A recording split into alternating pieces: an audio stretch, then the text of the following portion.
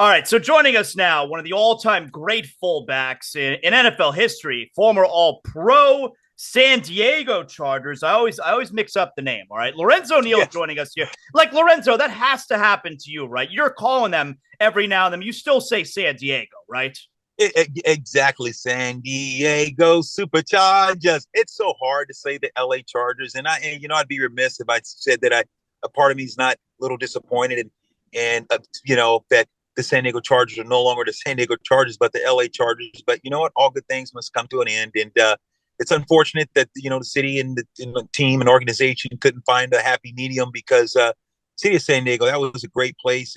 San Diego's a great place. And the stadium wasn't the best, but the location was amazing. The fans were great, and I both sides lost on this. But I'll tell you what, I'm excited because another football season is here, and these Chargers are going to be pretty exciting this year. So what's the support like for them in LA? Because I'm expecting there to be a pretty large Miami Dolphin fan contingent there Sunday. Yeah, there will be. Even when you're in San Diego, anytime we played, because it's such a melting pot, and because San Diego is such a retirement place, that a lot of teams they travel well to these places because a lot of families and a lot of individuals. That's a retirement community in San Diego, and so is LA. So you'll see a lot of guys and a lot of families from Miami that's going to travel to California. California is a place to be, they say. So yeah, it is tough sometimes when you're planning a game and you're at home, but you're really not home. But I think that these Charger fans are going to step up though this week. I think that you look at the team and what they have. You have two teams that I believe that are playoff bound. You saw Kansas City go down to Detroit last night, and we know Kelsey's there. That may be a different outcome, but still, Detroit is a team that's people are talking about winning 9 to 10 games this year, and you got to see them. They're physical, they get after it. But yes, I think that the Chargers. I think that loss. I think I really believe that the Chargers win tomorrow, Sunday rather. I think a lot of it's due because the Kansas City lost. They know now the Chargers, the Raiders, this Las Vegas Raiders, another team used to say in Oakland.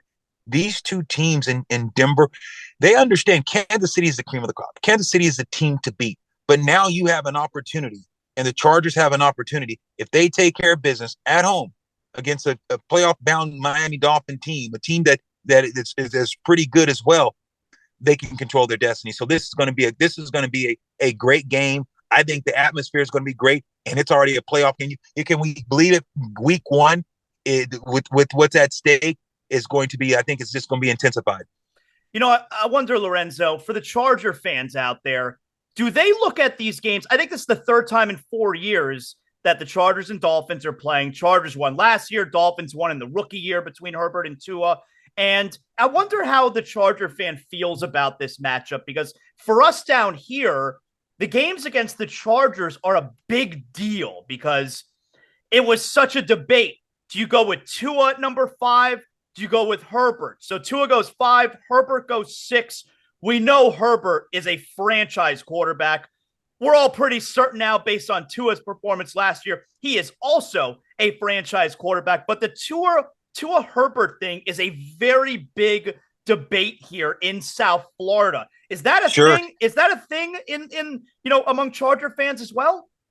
It's interesting because it's always seemed like the Chargers had that debate or deal. And let's go back 25 years ago when it was Ryan Leaf and Peyton and Ryan Leaf and was it Manning, right? Yeah. And fast forward 10 years prior to that, it's Phillip Rivers and Eli Manning. Mm-hmm. So think about the Giants. The Giants, Eli Manning doesn't want to play for the Chargers, so it's a sign and trade. He goes to the Giants, and the Chargers take Phillip Rivers. And both these two quarterbacks, to me, both of them are Hall of Famers. But you look at Manning, he won a Super Bowl, and Phillip didn't. Now you look at Tua, and I don't know. I don't. Leaf was a bust. We get it. Phillip Rivers and Manning both have two great careers. Right now, I think it's safe to say, just what you've seen of Tua, that he's a good quarterback. I don't think that he's Herbert, and I think that you'd be hard to say that Herbert is. You rather have Tua than Herbert. I think as Miami fan, you would say, God, I wish we would have took Herbert because of longevity, because he's a bigger quarterback, because he's taller. Not that he's not more not that Tua's not more athletic at times, but if you look at Herbert in his body of work, Herbert seems like was the more safer choice. and because of Oregon and certain things that, maybe skewed the Dolphins' opinion. But I think the Chargers won. And yes, they both got fine quarterbacks. I know you guys are happy with Tua, but I think they both got fine quarterbacks. But I would still give the edge to Herbert. Tell me a little bit. Obviously, we look at the offense of these teams. Keenan Allen, is he still the guy that he was several years ago? I mean, when he's healthy, when he's on the field, you're talking between 90 and 100 catches a year if he plays 17 games. So tell me a little bit about Keenan Allen going into this season, and then also give me some thoughts on what you've seen, obviously, last year from Tyreek Hill and just how awesome he's been. Yeah, I think that you look at these two and you talk about a Tyreek Hill. Tyreek Hill is a game changer. Keenan Allen is a chain mover. He's that possession guy. Is going to catch you up. He's going to be able to catch it in double coverage. He's that chain mover. You know what you're going to get out of Keenan. But when you look at Tyreek, anytime he touches the ball, you hold your breath. He is a game changer. He is a playmaker. He is a difference maker. And not that Keenan isn't, but Keenan's more of a chain mover, a guy that, 3rd and 15 or 3rd and 10. He's going to be at the right place. He's going to be big body. He's going to do the thing. So Keenan still has that. He still holds that. But when you talk about a guy like Tyreek, he's that guy that, people come to watch this guy perform because he performs on such a high level. He can take a reverse. You can put the ball to him in on a pitch. And anytime he touches it, you hold your breath and you better try to corral him because I'm telling you right now, he's lightning in the bottle. When you look at this Dolphins offense, I mean, just speed on speed on speed. Tyreek Hill, Jalen Waddle, Raheem Mostert in the backfield. Like, I know you had Brandon Staley on the show recently on Believe in Chargers. I mean, it's got to keep him up at night. What are they going to do about this Dolphin offense, right? Oh, you have to. When you talk about the Dolphins offense, it's a big play, home run type of offense. You look at a guy, Raheem Mercer. I love Raheem. He played with my son in Purdue, bowler up, hammer down. So he's a Purdue bowler maker. But if he's even, he's leaving. If he's got one step, if you can't corral him, if you let him get ahead by one step, you're not catching him. If you see the back of that guy, it's too late. So the Chargers do. You're talking about Staley has been staying up night saying, how do we have to stop this guy? We got to stop him at the line of scrimmage. We cannot let him get going. We got to put a hat on him. We got to make him bounce. We got to make him stop his feet and have to restart. You cannot let him have a free run and stretch the defense and all have one cut and get downhill. Linebackers have to come off blocks. They are going to have to play gap control and do a great job of trying to bottle up Mostert because he is tough. I watched him when he was with the Niners. The biggest knock on him is this: can he stay healthy? Is he going to be durable? Because when his athletic ability and his speed and what he brings to the game with the offense that you guys have and with the head coach, the way that he misdirection and move things and get guys on the perimeter with the quarterback able to move and get outside on the edge, look for that bootleg by the quarterback because you have a Raheem Mostert that you got to stop getting to the edge. So the backside becomes the front side. Are guys going to stay home and not cut down the line? Because if they come down sharp down the line to try to stop the run, quarterback's going to pull that ball. And now if you have the quarterback outside, guess what? He becomes a double threat because now he can run and pass because Tua is that type of athlete. So the Chargers are going to have their hands full. This is going to be a great matchup.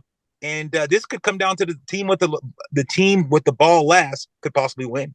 How about the both coaches, Mike McDaniel, Brandon Staley, young coaches, a different style of coaching? How would that have played when Lorenzo Neal was still in the league? Like a lot of these younger coaches, they're very different from what you were probably used to. Yeah, they are, but I think Staley is the type of guy that he wants to still be physical. He wants to run the ball. He wants and you have a good running back, but running back that you look at the Chargers running back Austin Eckler, the way that he runs in between the tackles. He's another guy. I'm not saying he's more explosive than Raheem Mostert, but what he is, I think he's a better ball catcher out of the backfield. Mm-hmm. I think he's a more patient runner. He's shown that he can be more durable. Neither one of them are really necessarily physical, but if you watch the way that he runs, he doesn't take big shots. He runs low to the ground. He knows how to, he's just a constant threat. So when you look at Eckler and you think about what he brings to the table, he is a good back. And I know they want to be more physical, and he's not necessarily that thumper that they want, that 4 yards in a cloud of dust, but he is a threat, and he's a very big threat in the passing game. So it's going to be interesting. This is the matchup, how the coaches are going to say, hey, how are we going to do it? Because he's too fast for a linebacker to guard in coverage, and he's probably too physical for a safety. So how are you going to cover, this running back? What are they going to do? So it's going to be interesting what the defense does. So it's going to be a chess match. And yeah, I look at this game now, Fullback is an attitude. When you play fullback, you have to have an attitude. And sometimes they wanted to go in ace personnel and in 12 personnel when I was playing, but I forced them to put me on the field. How did I do that? I'll go out there and I said, I'm going to knock this guy out. I'm going to blow up an offense. I'm going to blow up a tackle, defensive tackle. I'm going to blow up a nose guard. I'm going to wham someone. I'm going to knock a linebacker out, and I'm going to force him to run the ball. And when you have a guy like Marty Schottenheimer, you got a guy, when you think about the coaches, when you have Bill Parcells and you have a guy like Jim Moore that said, hey, we're going to be physical. And that's the thing. The game has changed. It's changed because teams aren't as physical, but you'll see come November and December, what's those teams? You look at Tennessee Titans. If they had a better trigger man, I think quarterback, they're able to still run the ball. If they had, so you think about those teams in December, Kansas City more the exception than the rule, but you think about the Niners, physical, getting downhill. You look at the Steelers. You look at a lot of teams that are usually at the end of the day still standing. It's still teams that want to be physical. I don't know if you saw the Dolphins last week. They signed their fullback, Alec Ingold, to an extension. That's got to make you proud, Lorenzo. You don't see that very often anymore. No, you don't. Ingles, good guy. He played with the Raiders. You saw the way how he plays. He wants to he's physical type of guy. And that's why I like the coach. The coach leaves, up there in the Niners. I work with those guys as well. So working with the Niners and doing some TV and radios there as well. So I like with the coach McDaniels, what he brings to the table as well. So I just like these coaches. I like these coaches because they're both it's going to be a chess match. Both of them are wanting to get after you. Both these guys are going to try to out-scheme you. This is going to be a great matchup. I think you got two teams that have high-power offense. Yeah. It's going to be who's going to win in the trenches. Football hasn't changed. It's who's going to establish the line of scrimmage, who's going to win in the trenches, and who's going to be able to run the ball. Because both these teams are going to throw the ball, we understand, but who's going to have a better running game? And I think the team that can run the ball best wins this game on Sunday. You can catch the former All-Pro fullback Lorenzo Neal on the Believe Podcast Network, Believe in Chargers. I got to get that hat right there, Lorenzo. That's a good Believe hat you got. You see that swag? You like that swag? Don't be jelly. Don't be jelly. You're my guy. Hey, I'll call him up and tell him, you better send my guy a hat. I'll make sure, brother. I'm on it. Tell him Lo Neal told you to get you a couple of them. Appreciate you hanging out with us today, Lorenzo. Enjoy the game this Sunday. No worries. You too. You're the best. Cheers.